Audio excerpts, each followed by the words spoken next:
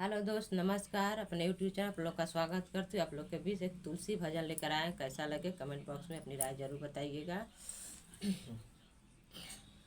बन बीच तुलसी लिहली बसेड़वा हो रामा।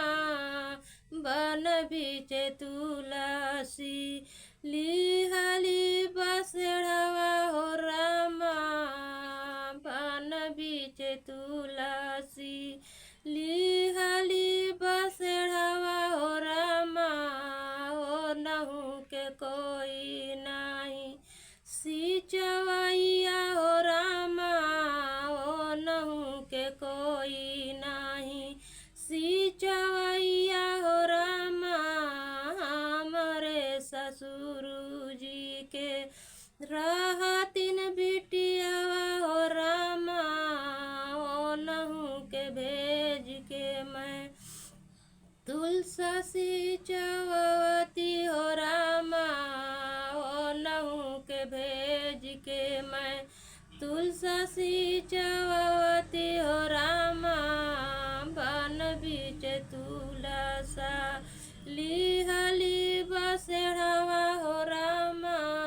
बन बीच तुलसा लिहली बसेड़वा हो रामा। ओ नहू के कोई नहीं सिचवैया हो रामा। ओ नहू के कोई नहीं सिचवैया हो रामा।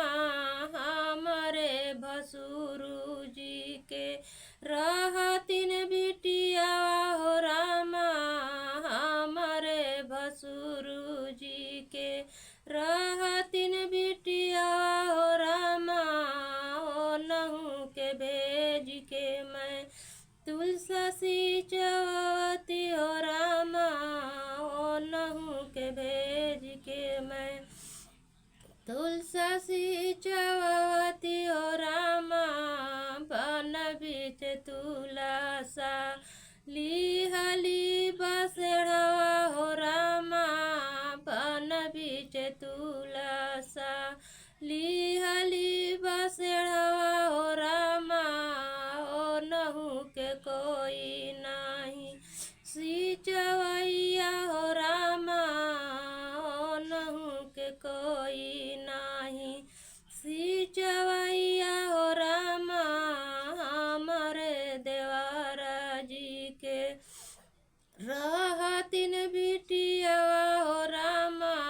हमारे देवरा जी के रहतिन बिटियावा हो रामा।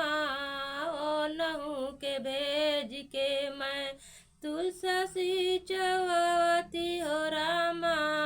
ओ नहू के भेज के मैं तुलसी चवती हो रामा। बन बीच तुलसा लिहली बसेड़वा हो रामा।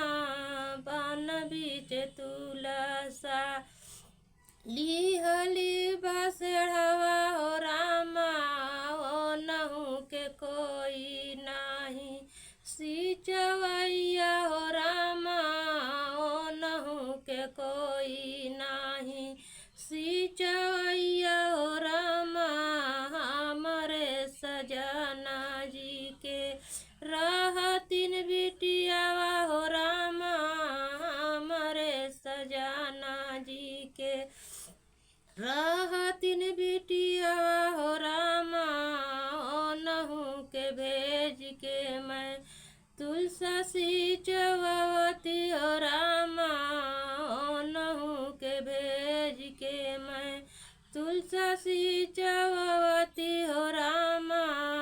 बन बीच तुलसा लिहली बसेड़वा हो रामा।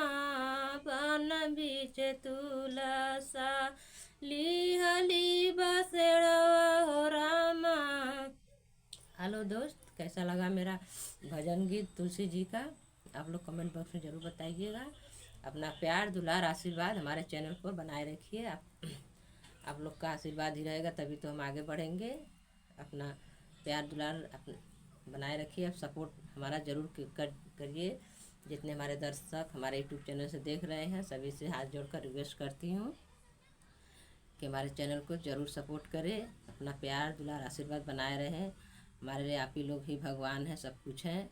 आप लोग ही चाहेंगे तभी तो आगे बढ़ेंगे। अपना प्यार ज़रूर बनाए रखिए, हमारे चैनल को लाइक सब्सक्राइब ज़रूर करिएगा। तब तक लिए बाय।